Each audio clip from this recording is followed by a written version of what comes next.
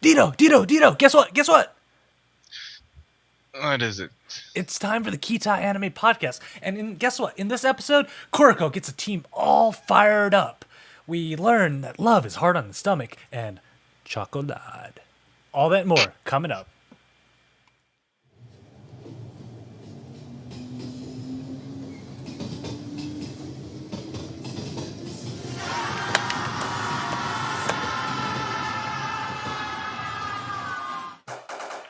It's time for the Ktdata Anime Podcast for June 5th, 2011. The Ktdata Anime Podcast is brought to you by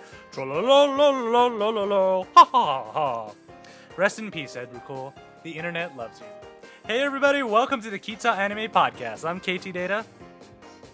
And I'm Dito. And this is the podcast where we talk about anime and start late and whatnot. But Very late.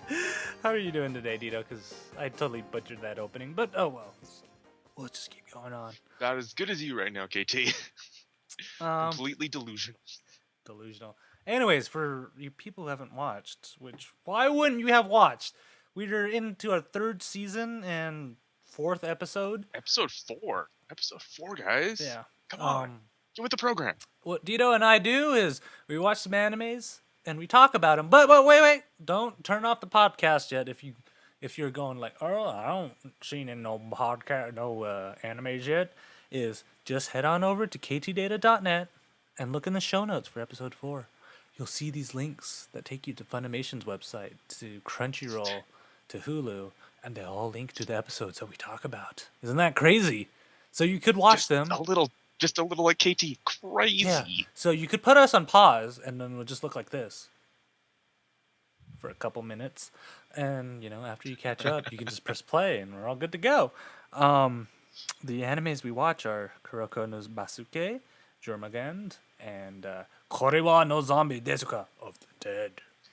But be warned, we will spoil the hell out of these for you. Yeah, but hey, Just a little. Who didn't like a spoiler or two in their time, So let's just jump into our first one, which is Kuroko's basketball.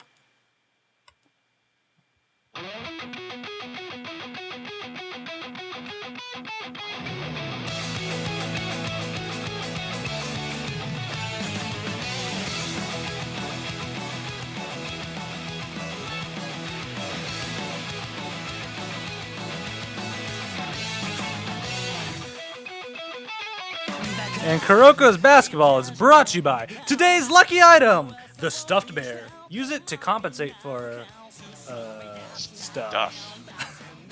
So, last we left off, you see what happens when you want free steak.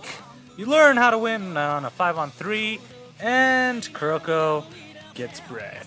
Oh yeah. So, in the first 30 seconds, remember, we're still playing against, we're actually quit mid-game when we're playing against Dad's team right there. And Kuroko gets a pass right to Kagami, and he totally just dunked it on Dad. And,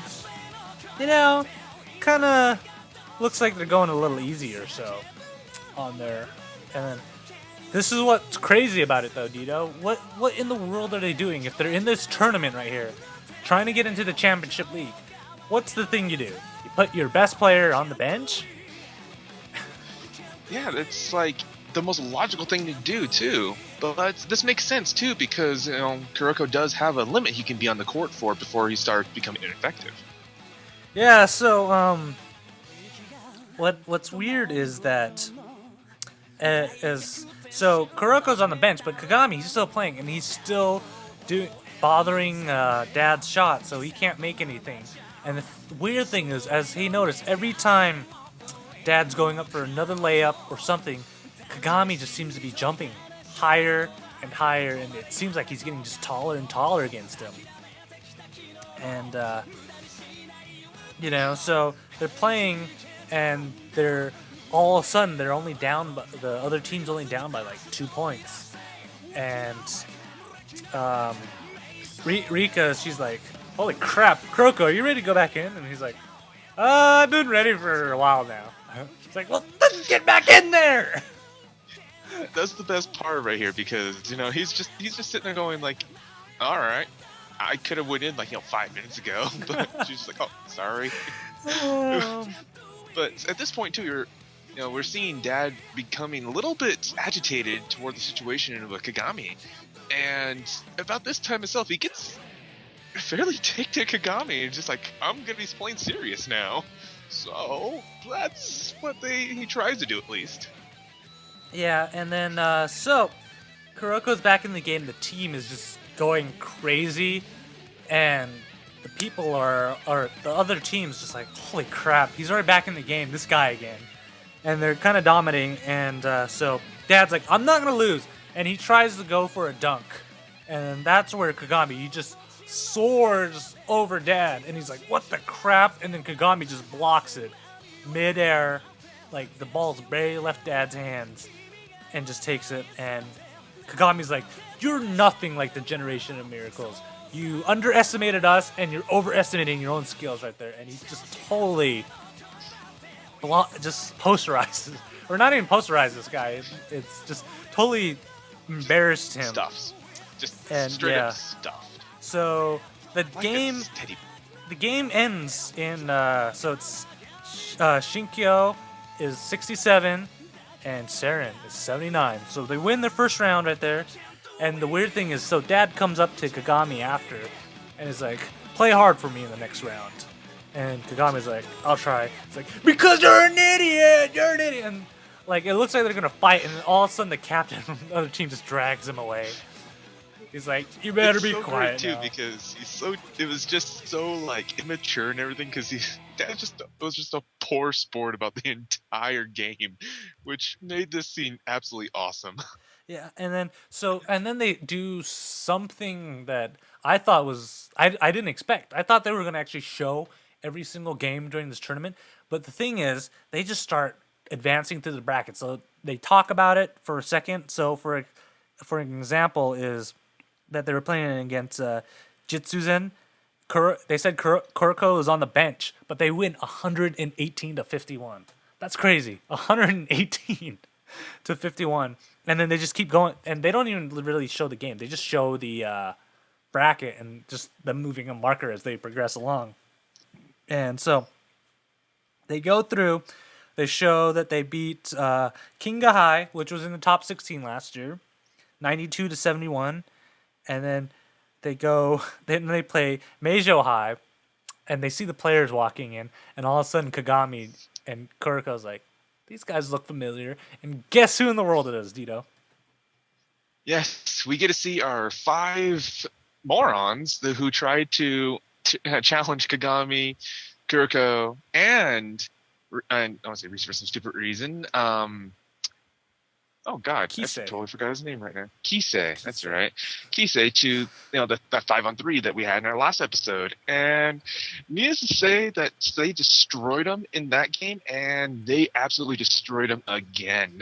Yeah, I love it because they're walking in. Oh, I hear Sharon's just this super brand new school that's weak, and they turn around and it's just Kagami. He pretends to bump into one of them, and the guy looks over there, and he looks over, and Kuroko's just still. He spins the ball, and his finger's like, "Yo." And the funny thing I loved about that was Rika at the end of the game is like, for some reason that team just seemed scared of us. Yeah, they're just. It's so funny because as they're sitting there, they're all like bowing with their hands behind their heads, and just like in their apologetic manner. Yeah, and then so they get destroyed 108 to 41, and they're actually talking about their next championship game because they got about. So usually it's a game a day, but it looks like on the last day of the tournament they're actually going to be playing two games if they actually win their first one. So they'd be playing the semifinals and the finals on the same day, and they're actually talking about the teams that usually make it to this championship league. And let's see if I can get these names right, Dito. It's Shenshinkan, Seiho, Shutoku. Those are the big three, and they're kind of called the three kings of Japan. Because Of Tokyo, actually, because Yeah. they always make it into the Tokyo Championship. yeah, every year, and they're just a solid team. And of course, they'll be playing Shutoku and Seiho if they make it through. So they're playing Seiho first, and then if they beat that, they'll go to play Shutoku. And guess who Shutoku has? Since they're actually one of the stronger teams out there, who do you think they've got? They have what is I'm going to be start naming just because it's a little bit funnier to say is Bandage Fingers. Is actually one of the sixth generation miracles who is known for his never missing a shot. Yeah, you usually will know him by the bright green hair he also has. The bandage fingers and the And bright being green hair. incredibly superstitious. Yeah. So Kagami, he goes up to Shintaro and he says hi, and this is awesome because so Shintaro pretends like he doesn't know Kagami, and then Kagami puts out his hand like he's gonna shake it, and then all of a sudden he just writes his name on his hand in permanent marker. Just gives him autograph. Just give him the autograph right on his palm. Yeah. And His reaction was awesome. yeah. So the funny thing is, and he's like, "Well, if I introduced you normally, I bet you wouldn't remember who I am. So this way you'll remember." And so about that, and then the funny thing is that they're not actually playing Shintoku in this round. It's since they're in one round, so the teams watching Shintoku play or Shutoku play the round that they're scheduled to, and they're seeing like it's crazy because Shintaro didn't even want to play, and all of a sudden he tells the coach like, "I want to start in this game," and so the coach is like, I usually only let you get away with 3 things because I trust what you're doing, so I'm gonna let you get away with this one. And so he's like starting, and then this is where you actually see how strong Shutoku is, because usually all the other teams that have been playing is that there's usually just one big guy, like Dad was one of them, or Kisei, and the rest of the team kind of carries on this. But they're watching this team play, and they're actually a pretty all solid team. They have a big guy down below, and they also have what's his name?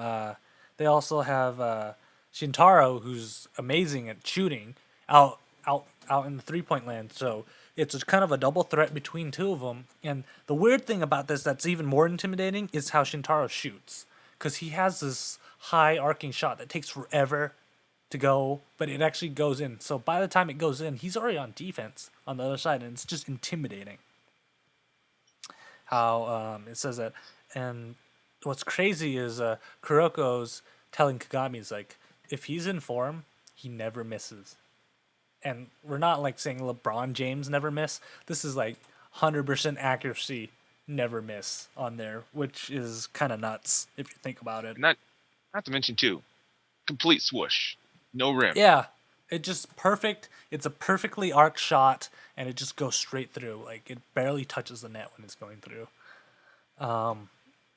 And then so they find that they're going to be playing these 2 games in the semifinals and the finals, and like the first years are kind of freaking out, but Kagami's like, I am all fired up for this, and it's like, and Kuroko's like, yeah, I am too, and the first year's just looking at him like crazy, and like, don't you get fired up when the impossible comes in front of you as a challenge, and like you just see the team, everybody's like, yeah, let's do this. But then it cuts back into their game, or they're back at school and everything. Kagami and his mountain of food just sitting on his desk, and Kuroko and them just start talking to each other. And the only thing they can really say is just like, oh, I'm just sore. Yeah. And then at that point, Risa just comes by. It's like, oh, perfect. Kuroko, Kagami, come here. Help me carry these boxes. And they're like, ugh, we're all sore from last game, and you're now making us carry boxes? And she's like, and here's where this is the part where you should like learn from Kagami and kind of word yourself better, because Rise was kind of mentioning that you should help a maid in distress and everything, and Kagami is just like, I don't see a maiden anywhere, and he gets punched right in the back. And if you actually want to see a screenshot of that happening, head on over to facebook.com/Panda Productions to our Facebook page. and bam, it's right there. You can actually see a screenshot of it. Dito's been posting screen captures of all these of just the animes as we're watching them. So if you want to see it, head on over there. But what's in the boxes are tape, or well, it's 2012. I DVDs. should say DVDs, but everybody still calls them tape. But it's DVDs of previous games against all the teams that are in the tournament. So one of them, of course, is a Seiho match. And the funny thing is that they watch it and you see this Seiho team, which doesn't have a Generations of Miracle player on it, but everybody says they're a tough team. And they start watching, and the thing is, like, Kagami and Kuroko's one, like, it looks kind of funny how they're playing. The rhythm seems weird, and they couldn't just put their finger on it. And then it cuts to the day before, or the, kind of the pregame. And in the Seiho locker room, they're kind of talking about everything, and they're like, Saren has one strong team. It's that Kagami guy. And it's like, and the captain's like, well, since your first years, you guys are in charge of it. And I love this guy's name is Sugawara Tomoki. And Kuroko is watching the tape. He's like, I know that guy. He's the only one who's been able to bother Kisei in a shot. And it kind of goes to this cutback, seeing Kisei just being bugged by this guy. So this kid is probably like crazy on defense. And the funny thing is, when they're talking about him, like, he's smiling. He's like, yes, a challenge. Like, this kid loves to defend. And the funny thing is, when he hears he's in charge of shutting down Kagami, he goes, Sugawara, smile! And everybody else is like, only you would be laughing that you get a defensive assignment. The guy's kind of crazy itself, but at the same time, too, you can't deny that he is a really good defender. Yeah, and then so it actually shows you the contrast, because everybody in the Seiho team in the locker room, they're all just getting ready, putting on their jerseys and whatnot. But you go into the Saren team, and it's like dead silent, and people are just like. So they just have like so much tension built up because of the game and everything. So here comes the coach, because the coach is supposed to be the one breaking the ice, getting the team motivated before their game match and everything. So what does Rise try to do? She basically says that if we succeed, give them their little pep talk at herself, she will give them a kiss. Yeah, nobody, everyone just kind of felt worse. And everybody's like, when they saw this. Are you serious on me? And then the awesome thing is the captain, he comes up, guys, you're supposed to pretend even if you don't really mean it. It's like, oh. And he says this out loud in front of her, so she's just kind of like, screw it, and just gives like a honest to God pep talk, basically. She's like, you guys should be pumped up for revenge. It's been a year. You should pay them back with interest. And that actually gets everybody finally pumped up. Yeah. But then this is what happens. The game starts, and Kisei, he's late to watching it because he was getting a drink or something. And they show up, and it's already Seiho 12 and Saren 0.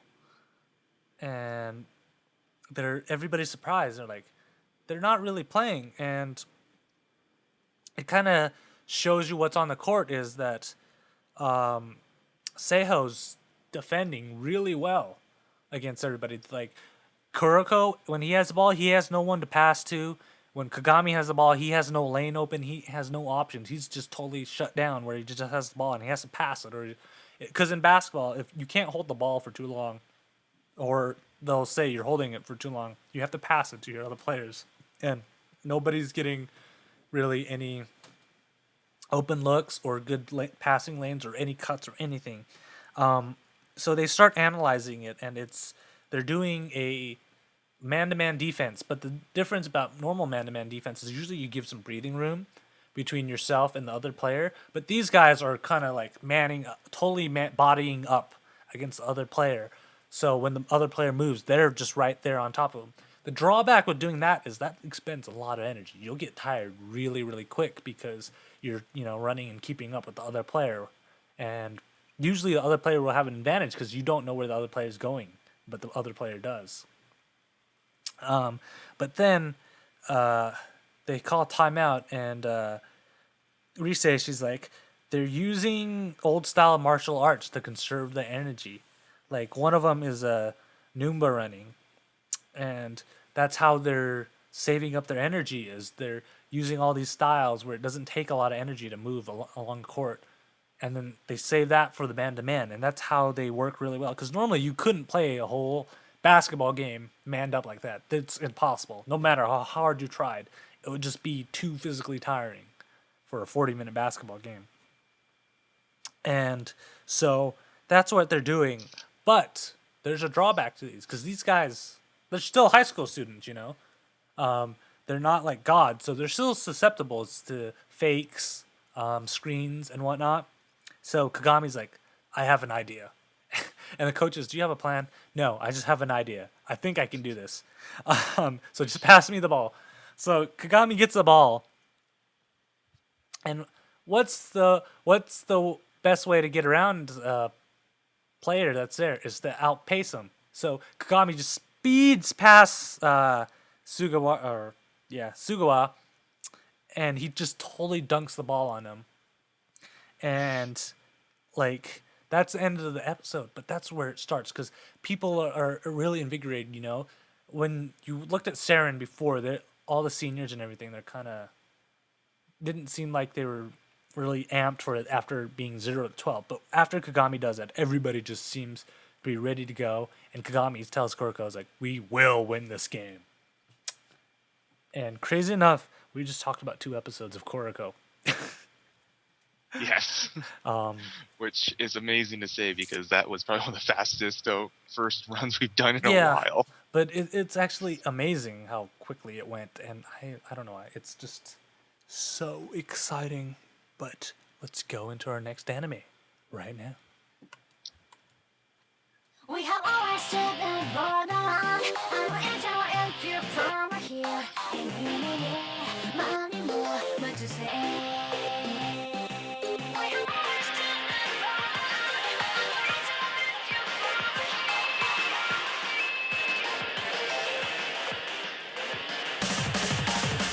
And our next anime is Jormungand. It's brought to you by... Yeah. It's all fun and games till you get a bullet in the butt. Oh, Dito. It's always about bullet butts. It's always fun and games till you also mess up the ad read, too. Last episode, we learned guns makes lots of holes. Johan learns to pee on a stall, and... we learned to say doctor in Japanese. Doctor! What's Hakase? It sounded more fun when I yelled out doctor. It's just like, it's Hakase. What are you talking about? Katie, yes. So, where we last left off is Volmont was about to go just ballistic because she noticed that there's someone on the side that looked familiar to one of her past events, so to speak. So, that's basically where we run off to, is she just drops her gun, pulls out her knife, and just bolts, while we see, like, Lum is just sitting there going, like, oh, God, just, guys, cover her. Yeah, and what's nuts is when she's running by, she doesn't get hit at all, and just everybody else is getting mowed down. Like, her team's, they're not running after her, but they're just, like, hitting any of the enemy who just pops up and tries to get her. And then it just cuts to the date that Coco got invited to in the previous episode, Mr. Chang, for Chinese food! Yes. In my opinion, the best kind of food you can ever get. Dining on egg rolls. Yeah, and the funny thing is, Mr. Chang's like, hey, don't. This is just the hors d'oeuvres. Don't get full on the hors d'oeuvres. There's still more to eat. But we cut to another scene where we see Scarecrow, and I guess it's his assistant called Chocolade. I really hope she didn't give herself that name. That's her code name. But Chocolade. Yeah, I really hope she's not the one who gave herself that code name because that's just weird. But isn't it romantic, Dito? Chocolate. Maybe. chocolate. I like the sound of that. I don't know about you. I'm sure you do. But then we cut back into What's the up? scene between Valmet and Karen. So it's like an epic fight between the two, and she just gets right behind enemy line. So then, it's just So I don't know how to explain this fight. It's just so intense. yeah, so they both have pistols, but they're pretty much doing the knife fight with pistols right there. And I think Karen's cheating because she has those auto load belt clip that has that already has the loaded gun clips on there. And I mean, yeah, and so what happens is while they're fighting with each other, um, you know, Valment's like, "Who in the world taught you this style and stuff?" And Karen just like, "Talking is overrated and stuff." She's kind of skirting around it, and Valment's kind of getting sort of flashbacks to how she was back there, and then it cuts to Dr. Miyami, who's still out there chasing butterflies in the middle of nowhere.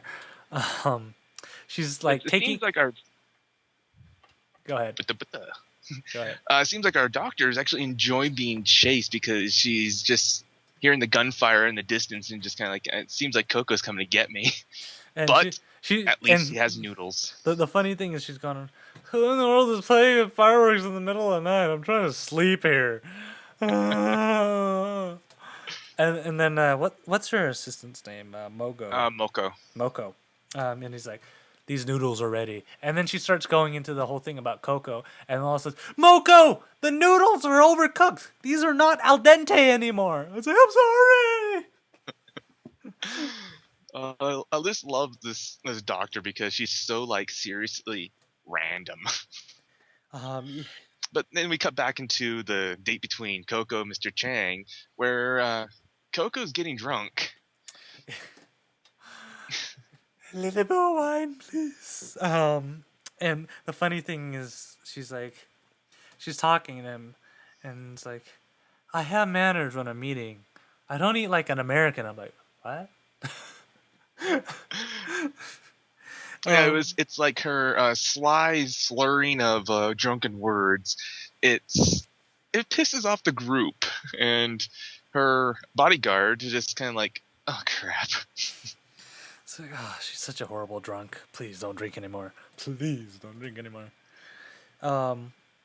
And after that, it cuts back into the battle scene trying to get to Doctor Miami, and Jonah's looking at these guards and like something off, and he goes and Lutz, they're hiding in like a snow trench.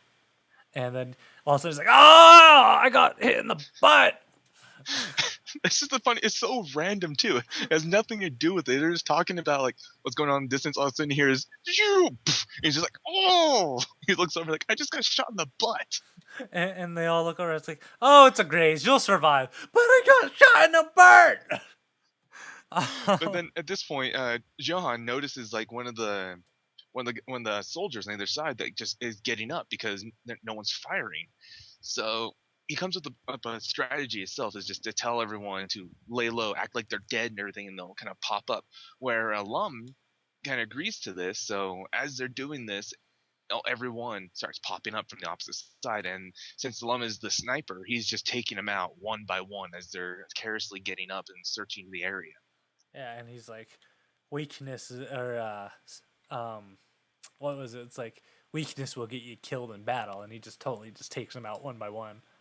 And then so then it cuts back to chocolate. I still think chocolate. Chocolate. So Scarecrow sends her to the bathroom because it looks like Coco went over there, and he's like, she could be talking to somebody on the phone in the bathroom. You should follow her. And it's like, ah. And then the funny thing is, she's sitting in the stall, a locked stall right now, and she's like, well, since I'm here, And then all of a sudden the stall starts shaking, and she's like, "Occupied, occupied!" And then, who do you think pops over the top of the stall right then?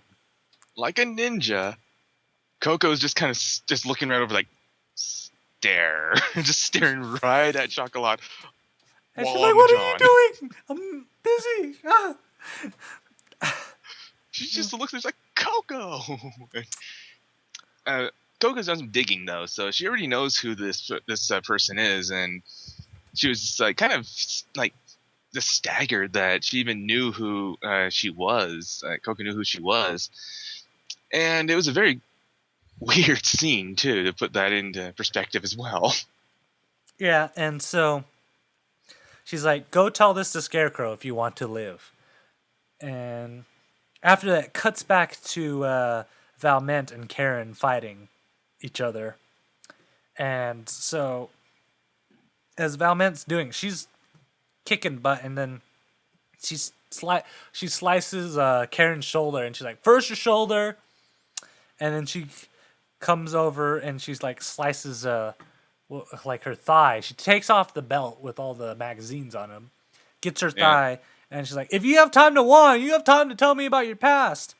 And then all of a sudden she goes into this crazy thing where she's like, if you person like you is gonna get your whole squad killed," and it's kind of reminiscent of what happened to her and how she got her eye patch in the first place in Africa. Africa. Yeah, in Africa. And then all of a sudden she's like kind of daydreaming there, and then Liam just hits her in the back of the head. It's like, "We're moving out," and she's like, "What? But what about her? She knows about her past." Like, "We're moving out. We've already taken care of her squad," and she kind of just like leaves them, and they start going after Miami on there. And then at this point, we just cut back. We're doing a lot of cutback scenes Yeah. in this, which is kind of funny and interesting at the same time. But Coco gets a phone call off her satellite phone, and she's just like, "Can't take this." And at the same time, too, Mr. Chang gets a phone call too, and apparently it's Lum and Karen just kind of telling each other, "Yeah, this pretty much is exactly what you're thinking. We succeeded, I failed, and you may want to go with the next step in your plans."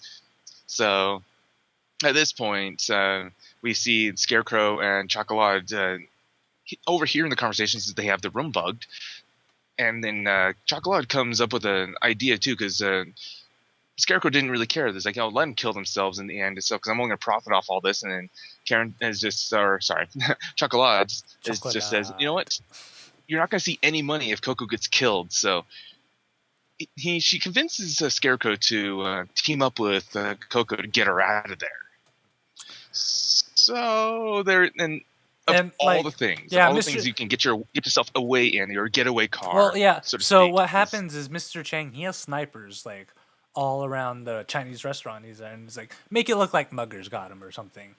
But so as they're walking out, of course, you see Chocolate and Scarecrow just standing there at the doors, and she's walking out right there, and all of a sudden you just hear this wind coming up. And what in the world do you think's landing right there, Dito? It is the Super Hind Mark V prototype. That worries me. What about a You're prototype? using a prototype helicopter to get away in. Come on, Dito. Helicopters have been around for ages. As long as it spins and goes up and down, I think they're safe. Maybe. Touche. It's got to be more safe than the Wright brothers plane. You saw that thing. That like barely went up 2 feet in the air, and it was like rickety. Yes, but it still flew. So they find the doctor, and they bring her back. And so the next day, Coco's gonna go visit, and guess what? Her place is empty yet again. And the assistant's like, I'm sorry. I tried to stop her, but you just kept going. Oh, I'm sorry." And this time, she went for butterflies the first time. This time, she's going for seashells. This doctor has some serious OCD. Yeah, and I swear her bodyguard is just as crazy as she is, because when they're like digging for shells, like, yeah, I see lots of them too. He's like all super excited about it. I'm like, seriously? Yeah, I don't know much about this assistant anymore, but it just seems like he is her lapdog. He'll just go anywhere just because. And then he's like all into it too. Like when he saw the butterflies, like, I should have believed you. I can't believe there's butterflies around here. Oh, And- jeez, this is. This is the guy carrying around an AK-47 from a previous episode, saying, "I gotta protect you." And I'm like, okay. Yeah, So you found the he perfect seems bodyguard. very reliable, but at the same time too very weird. So at this point, everyone's leaving, so we're at the airport, and Johan is going through the metal detector, which he sets off. So, because when you set it off, they hit you with the wand. Not literally hit you, but they try to see where your metal objects are coming from. Where exactly, where Luds is just kind of like going, "No, don't worry, guys. He's got a bullet in the butt," and they're like, "Wait, what? I thought you were joking." And here comes Coco, just about to say, "Yes." Oh yeah, it's an sorry, I old- forgot to it's tell old- you. He has one from a previous thing. I'm sorry about that. And they're walking by, and they're like, it's not that hard to get the bullet removed. And Jonah, he's like, well, I don't mind the actual operation, but I don't like the needles. And everybody's like, ugh. And they're like, I love this too because whenever Johanna says anything, like just so out of the blue, too, the whole group just does that whole anime fall down scene, or just kind of like, "Are you serious?" And they all just hit the floor. yeah, and I love this because I think it was Liam or somebody's like, it's like he's a kid or something. And then they look at him like, oh, he is a kid. It's just great. So we cut to another scene where we see Lotz and Johan in the mountains, where they made a previous statement before that since Johan caught wind of all the other guys and able to count out how many there was in the mountains, they make him train there, and they're actually serious about this. So they arm themselves with some paintball guns and tells them to go out and shoot each other. So where Johan's gonna hunt Luntz down for every shot, he's gonna get punished basically. Well, he gets points, and if he gets 50 points, Yeah. Jonah gets a feast. I Sorry, a it's, feast. I think it's to 15 points for every hit he lands, and then 30 points if he gets a flag. And Yeah. so Lutz is walking around, and it's like, oh man, he's wide open right here. So what happens is he gets him in the butt, and then Lutz starts chasing after him. Jonas has his trap, which gets him in the leg on a paintball, then grabs his arm and kind of like ties him, and Jonah just pelts him with paintballs. He gets pretty much shot up from your hip, crosses all the way over to what would be my left shoulder. Kind of looks from like his your right hip t-shirt to his right now, left Dito. shoulder. He got shot up a good dozen times. Yeah, like it. So imagine that spot on Dito's shirt, but just like a bandolier, like going across his chest. Yeah, the opposite side too. So. And everybody's just like laughing at him because he just got owned. And then so after that, they actually go take a walk because they're in Sussex, England right now. British. It's amazing how much Japanese you hear when you're in England. Yeah. But so they're walking along a lake, and who do they see waving at them? Chocolade. What do you say? That's just funny to me. Chocolade. It's so romantic when you say it like that. Chocolade. Just for everyone knows too, KT is whispering sweet nothings into your ears. Chocolade. That's creepy. Ktdata.net if you want my phone number. So they're talking about it, and it looks like Chocolade is actually becoming Coco's informant.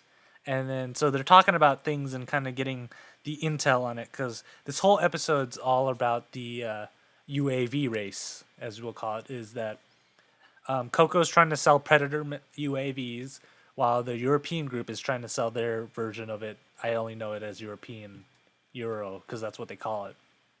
Yeah, there was really no information on that. And so her enemy is Amelia Tokolovsky. So they're getting intel on there, and the thing is, right when Coco leaves, she gives chocolade, a diamond, and she's like, "Is this a diamond?" And she's like, "I shouldn't do this, but it's a diamond." Oh well, and she just like walks off. Because we all know a diamond's a girl's best friend. And makes her good leverage. Maybe that's how I get the girls. Just go around. Chocolate. Just a Diamonds. they can start throwing diamonds at him. Diamonds. But one thing about Amelia is that she is obviously an arms dealer too, but she's also an actress as well. So, and just seems to be always one step ahead of Coco. Yeah, she seems to have that star power, so everybody's like, "Ooh, movie star!" and stuff. And so Coco is trying to sell those UAVs, and she's just going around town, meeting with all the different generals and stuff. And she goes around, and she's going around, and everybody's like, "Oh, we kind of already committed to buying the European ones." And she's just like, "Ah!" You're watching this whole thing, like every single step that Coco's takes to trying to sell off the Predators. She's always there, probably like 20 minutes or so after like Amelia already leaves, and she's just like there every turn, just waving, smiling, just going there. You're just watching her just get so ticked off. Yeah.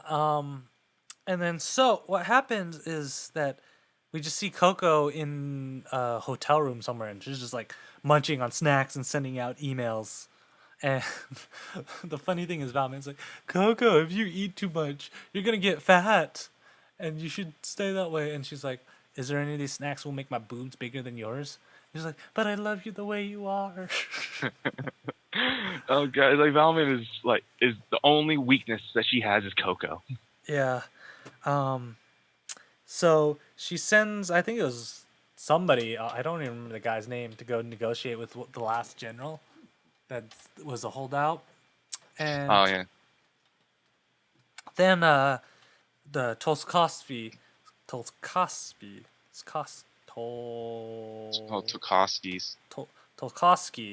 is she's like, oh, she's making her move, and she tries to get Coco together so they can talk. And of course it's a trap. Why wouldn't it be a trap? Everybody's in the arms business. And what happened was Coco somehow managed to get one of her shell companies to buy stock out of one of the governments.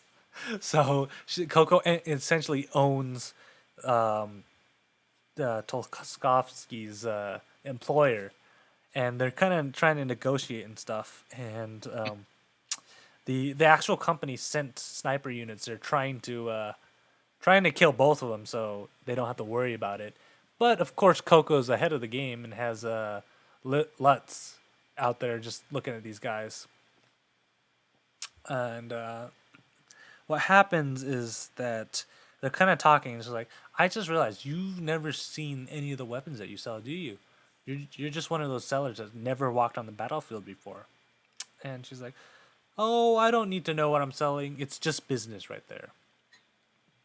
And but Coco's like, you got to be on the battlefield to understand and everything. And all of a sudden it's like, get him. And then Lutz just takes out two guys. Like through the barrel. It takes out two snipers through the barrel. Yeah. You've seen like the Wile E. Coyote or like the Yosemite Santa Looney Tunes cartoons whenever he fires and plugs his finger in the barrel, how it just blows open. Yeah. That's what Lutz does to them. Yeah, and what the amazing thing is that he doesn't even like kill these guys. He just disables their weapons on both of them. And she's like, oh, just taking care of things. And she starts heading to the car. And then she's yelling back to Tolkosky, I'll only charge you 5% on top of what I paid for all the stock right there. And she's like, oh, yay! I don't even want to know how much money that really was in the end. Yeah, and so Coco's driving off. She's like, I really don't want to deal with her again. But she's like, I'll probably see her again. Yes.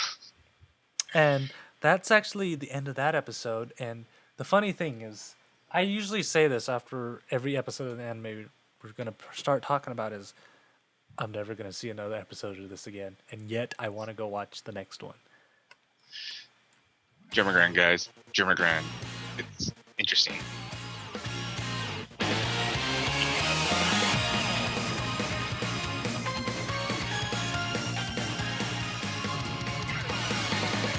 And our next anime is Korewa Zombie Desu-ka of the Dead, and it's brought to you by See-Through Shirts. It's fabulous!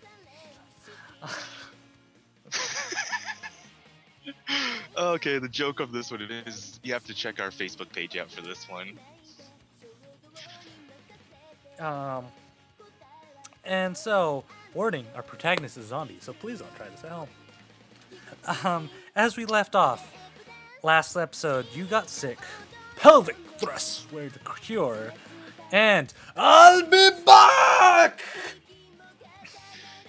But the weirdest part about this episode is that you speaking. It's the first thing that happens, really. You're seeing you speak. And you're like, what? Eh? Or should I do it like the Japanese? Eh? So apparently what happened is that during the last episode around there, Haruna came in with that little strange device around her neck and everything, and it absorbed part of Yu's powers, which essentially transmitted her powers to Haruna. So that basically means any kind of emotion that Haruna makes is going to inflict lots of pain to her. Yeah, so essentially Haruna and Yu switch positions. And so the funny thing is that Aiko was about to leave, and then Yu's like, "You're not gonna fantasize about me?" And he's like, "Oh, hold on," and he just enters his fantasy world right there, seeing you there. And then when he comes back, Haruna just holds up this. You're not gonna fantasize about me, so Aiko's like, all right. Let me try. And then he starts trying to imagine her like that. And it just ends up being everything's about money. Money. Just a bit creepy. I think it was more creepy that Haruna's like, why aren't you fantasizing about me? Actually, don't find it that creepy because it is Haruna. Now my question What? is, why chat room? You're not fantasizing about me all the time. Ktdata. Complaints to Kita at ktdata.net. So now we find ourselves at the school festival where Yu is in casual for once. Haruna is wearing Yu's armor. And this is about the same time frame where they're going to get crepes. Yeah. And So they're walking by and Haruna they can't see a speak. they see a booth that's cooking crepes, and she's just kind of staring at it. And then Yu's like, "Do you want a crepe?" And then she's like, "Which one?" And she points to a sign. It's in Japanese. I can't read it, so she goes up and it's like, "I'd like one." What was it? It was like strawberry and like bean curd crepe, and you just see this look on Red bean. Yeah, red bean. you see all this look on her. It's like, "No, not that one." And then Yu's like, "Oh yeah," and then one chocolate and something else crepe, and Haru's like, "Bully." Yu's just totally like playing on her. And this is a weird episode because usually we don't see Yu acting like this, and she's like kind of carefree in this episode. But at this point, it turns back into a scene between Aikawa and Yuki, where Yuki just keeps on going about her ring. You know, and everyone's asking about it too. Where one of the teachers comes in and just says, like, you know, you can't have accessories on it at school and everything. I'm gonna have to confiscate that. So, but for all those who remember, the ring is Maho's power. Maso's kind of artifact and everything to seal in unchecked powers. So, yeah, she doesn't have it on anymore. Yeah, she takes it off and she seems to be okay. Maybe she's got to get hit by another giant red button that nobody is able to see. But the teacher kind of takes it away, and so they're like, and it cuts to the I don't even see how this is possible. They have a bonfire at the end of the festival, and it's in the middle of the track. I'm like, how is that even possible? But okay, we'll go with it. Yeah, why not? It's Korriwan. What Yeah. makes sense? And Aiko was kind of just reflecting. It's like, oh, life is pretty good right now and everything.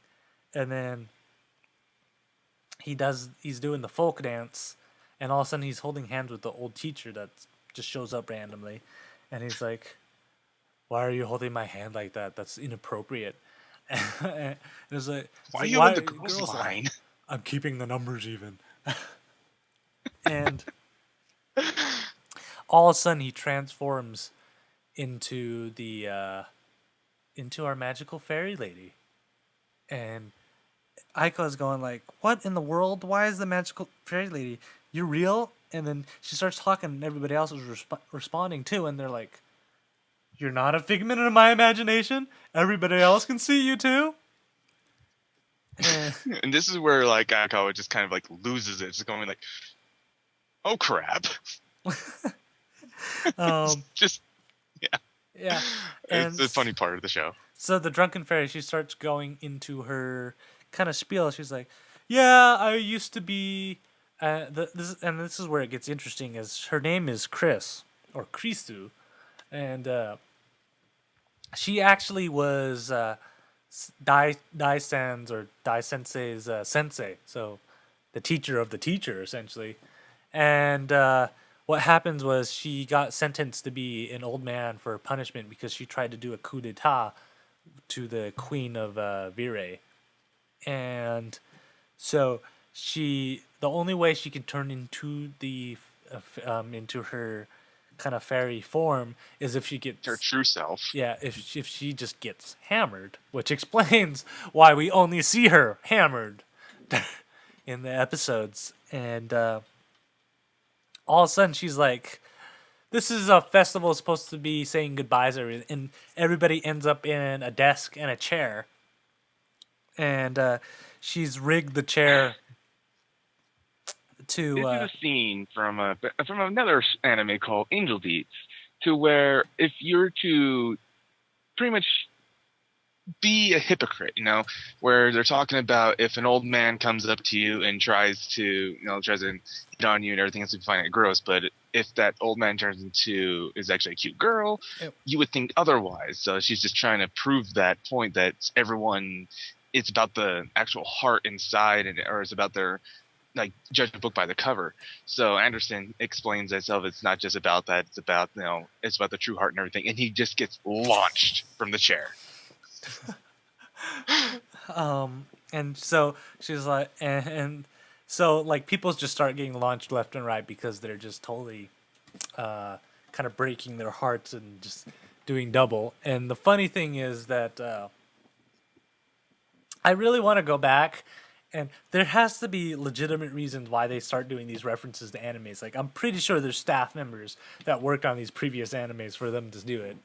I mean, we've had a myriad of animes they've parodied, like the Melancholia Haruhi Suzumiya. Haruhi Suzumiya. Yeah, and then there's Full Metal Panic already they've done there. That was like outright just Sosuke. Yeah, Sosuke. Awesome now we have Angel Beats, and of course the Magic Clad girls from a various whole genre that they've been hat tipping to.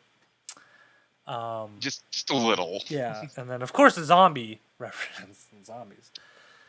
So like everything's just been. I really want to like draw a map of how this all links out, but so everybody's launching out except Aikoa and Orito, and Orito's like, "I'll hold strong with you, Aikoa." My morals will bend, but they won't break. I love how he says it so straight faced. You know what's funny, Dito? Every time I think of Orito, I think of you. You're my Orito in my life. And it's true. I'm trying to my mind is trying to wrap my head. It's like I'm trying to wrap my head around exactly what you're trying to get out of this. So apparently I'm a zombie that dries out in the sun. That's probably why I spend all my time indoors. And you're my strangely dreamy, like out of this world thinking friend. Or something like that. Or something. But so what happens is that Sarah's like still over inside the school kind of cleaning up the remains of all the festival they had. And she sees these cat ears and she's like, oh no, oh no. And all of a sudden she puts them on and she's just teleported right in front of Orito. She's bent over with her cat ears and she's like, I can't move. And Orito's like, oh! And it wasn't up until that where Chris made her pose, and then there goes Zorito, just gone. She's like, I'm flying! And bam. So it's just Aikawa. And so the funny thing is that Chris, she's just like, all right, if you want to fight this out, I'll let you do it. So he's at like 200% strength and just comes charging at her. 400. 400%. And he was at 400. He just comes charging straight at Chris. And Chris just blocks it with a giant bottle of sake. And he just like falls back. And Guys just got handed. Yeah. How embarrassing is that to get your butt beaten by sake? Think. Well, not in the drinking manner. Okay. And then she's like, she walks up to him and she says something, and I can't even remember. Or something along the lines of like, I thought you'd make a good drinking partner or something. And then she essentially is just basically saying that if it wasn't for you, or it's like if you were just to, come toward like my way of thinking itself, we would have made good friends. Basically, I'm going.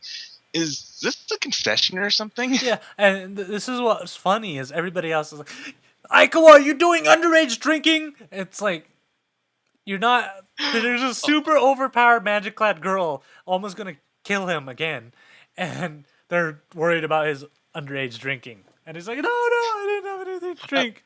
It's so funny because like everything that they can possibly be offended about and everything or be mad about is the fact that there was just talk of underage drinking. So at this point, Chris just outright leaves, and everyone is returned. They're just kind of on the ground. Yeah, all like passed out, defeated and beaten. Too. So. And now we cut to a quick scene where Dai Sensei is, in the bath, of course, and just figures out and like gets that premonition that Chris has been released. So then there is one thing that Dai Sensei wasn't expecting is that the return of our psycho, Kuroko, or wow.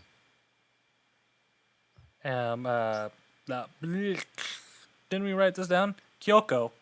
Yeah, Kyoko. I was just kind of like, oh god. It's written right here. Oh yeah, it's written right there. But it's like, welcome to midnight, everybody, where my brain shuts down. Kyoko is mentions to Dai Sensei that she knows her weakness, so Dai Sensei lets her out. Yeah, and then the funny thing, the funny thing is that Aiko was talking to Dai Sensei, and it's like, is there anything that you can do? Well, Kyoko might have mentioned something, and it's like, oh, what is it? Well, and then all of a sudden you just see these creepy red eyes just pop up right behind him, and it's Kyoko. And so Aiko was like, all right, are you going to tell me what her weakness is? And she's like, well, ever since I was in jail, I've gotten pretty bored. So they're a deal basically is that Aikawa needs to entertain. Yeah, Kyoko. I don't know where this is going at the time, but I'm just going, oh boy, this can't be good.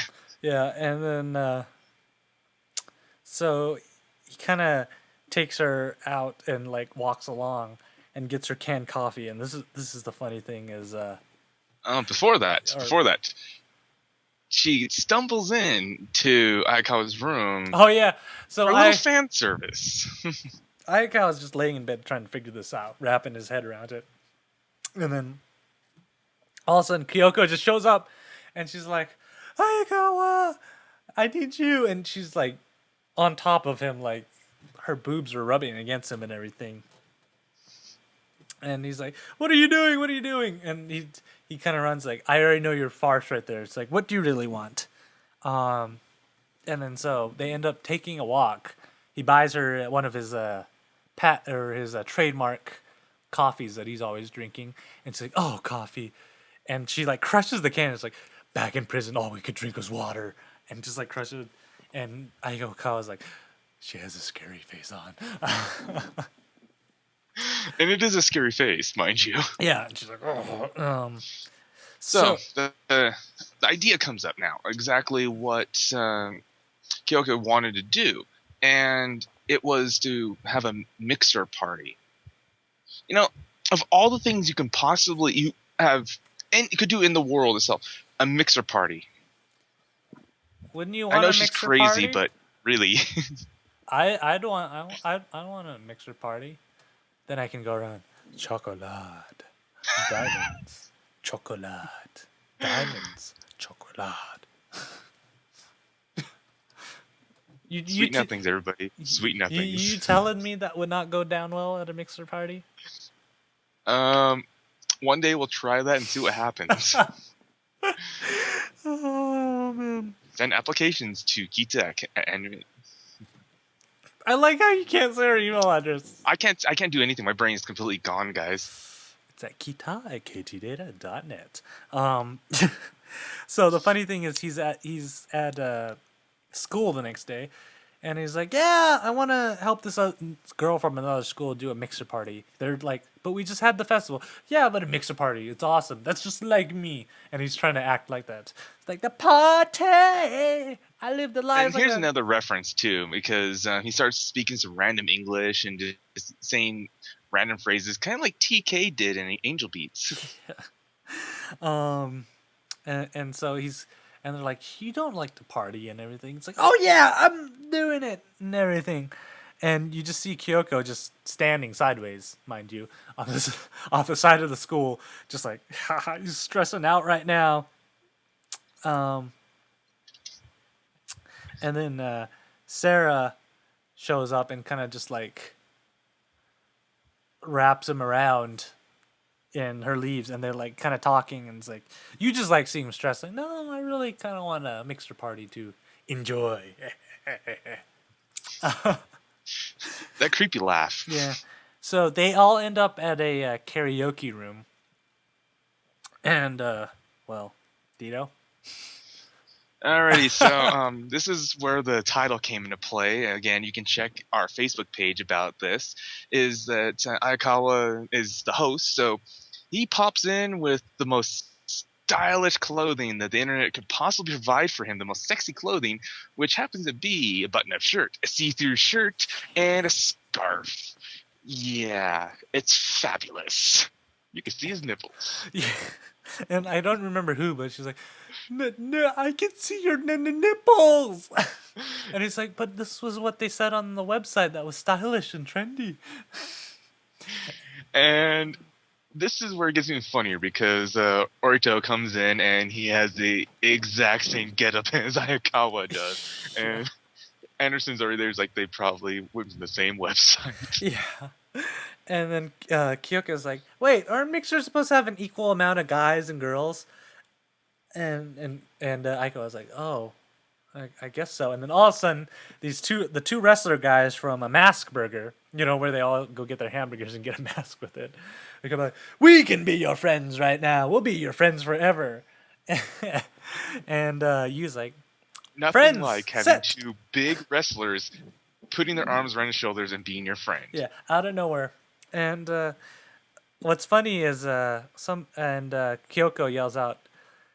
She yells out one of our favorite games here at the Kita Anime Podcast.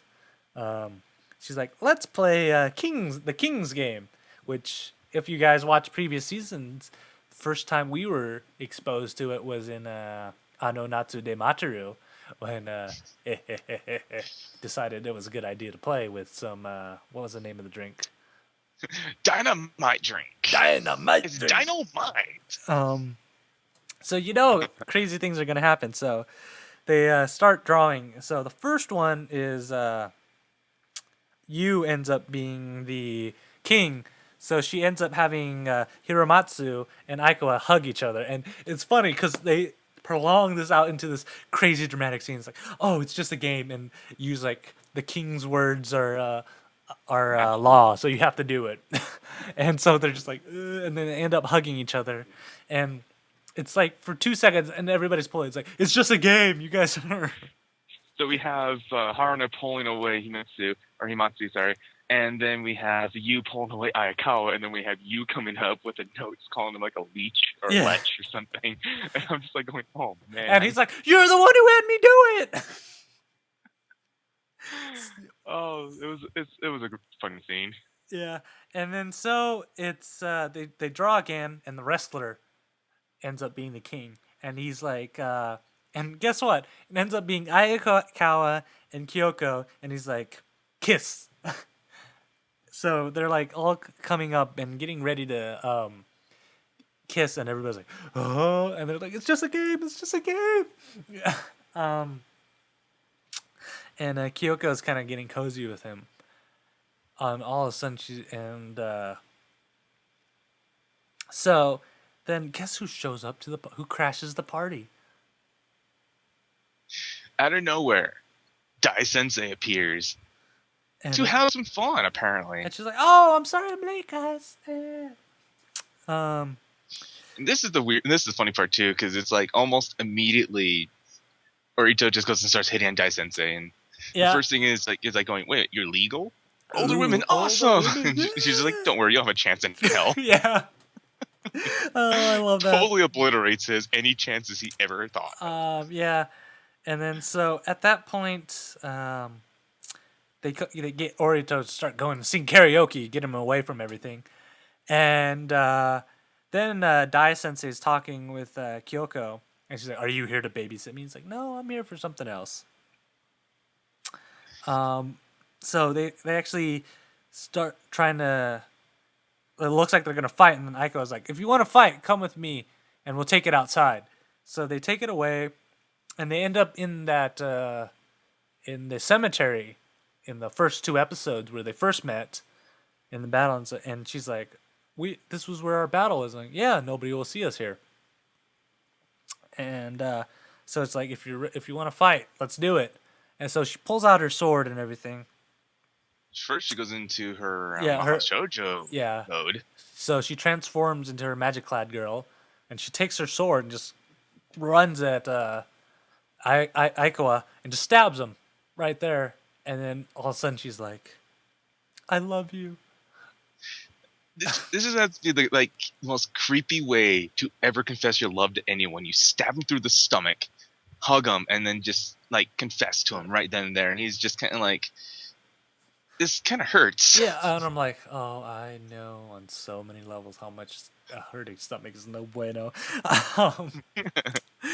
Yes, of all people, you do. And she's like, "I love you, and this is the only way I knew how to do it. And for my punishment on what I did is that no one will ever remember a memory of me. I'll be forgotten for hundreds of years." And of course, Aikawa is doing his stupid thing. It's like, "I'll remember you forever." It's like, "Are you sure?" "Yes." And then the only thing I can stare at during this whole time is that the sword's still impaled. Yeah, I was just staring at the same thing. It's like, you still have your sword through your stomach. I hope you know that. But they're trying to have this romantic moment where she disappears. Like, "Don't forget." And that sword. Yeah. I couldn't. I killed the entire thing. I'm just staring at the sword. Like, it's. Take it out. Yeah, and just randomly after he's sitting on a gravestone somewhere drinking coffee, I'm like, You have a hole in your stomach right now. Wouldn't the coffee just Burn. or just like flow out of that gaping hole in your stomach? What's the point right now? And then it cuts to the last scene where you just hear this printing sound, like a dot matrix printer, and it's a fax from Fax. yeah, a fax. A fax. Do you kids even know what faxes are? I know what a fax is, but do you kids know what it is? And it's a note from Kyoko, and they're like, "What?" And of course, that's how the episode ends. Didn't it translate to like tickle, tickle, tickle or something? Yeah, like it that, was like you know? tickle, tickle, tickle. Bunch of nonsense, but the Yeah. episode ends just right there, and I'm going like, okay. Yeah, I'm just going. That's an interesting way of ending that. And but just like that, we're done with another Kita too. We So- made it, guys. We're at the end. Yeah, if you guys did not like my chocolate diamonds, chocolate, please email us at kita@ktdata.net and say, KT, never do that again. Or if you like it and you want to have my phone number, kita@ktdata.net. He will voice record it and then text it to you. Oh yeah, and of course, if you guys are watching in the podcast or the YouTube channel, however you consume this, you can always come join and watch us live at ktdata.net/live. We did a bag of crap opening right before, and there's a whole gap in between where you missed out on some good stuff. Some Yep. good stuff. So our next episode is in 2 weeks, which is, I don't know, there's no date on here, Dito. My bad. I forgot to put that on there. In 2 weeks, it's going to be June 19th. Yeah, June 19th. That will be the week that we go to Nerdtacular, and the next week, Anime Expo. Ooh. Yes. So then in our next episode after next, you'll be hearing our escapades at Anime Expo. Yeah, of course, check out ktdata.net/live if you want to watch it live, or ktdata.net after the fact to have those show notes. For some reason you watched this whole episode and you didn't watch any of the animes we talk about, go to our show notes when we post this. It has links to every single episode, like the specific episodes. You don't even have to search. You just got to click on the link with a nice picture. It loads up the page and the video should start playing. Except for Korewa, where you got to enter in saying you're over 18. But other than that, it just plays. Thank you, Funimation, for making it complicated, but whatever. Of course, follow And us. also on a side note about Korewa too, it has been licensed and will be coming over here to the States. Yay! Then, of course, check out our Facebook page, which is facebook.com/Panda Bear Productions. I know it's kind of weird, but go over there. Dito's super active on there, and he posting pictures and stuff. I hop on once in a while, but mostly it's Dito. Follow us on Twitter, whatever. We're everywhere. If you search for us, you'll find us somewhere. Yeah, just search for ktdata.net. You'll find us on Facebook. You'll find him on doing his random stuff on Twitter and Google Plus YouTube. and whatnot. But I don't know, Dito, do you have anything else to plug right now? Just the ending theme. All right, guys. We will see you in 2 weeks. Enjoy. Till then, guys. Bye. Bye-bye. Now that sounds creepy. Chocolate. I hate you.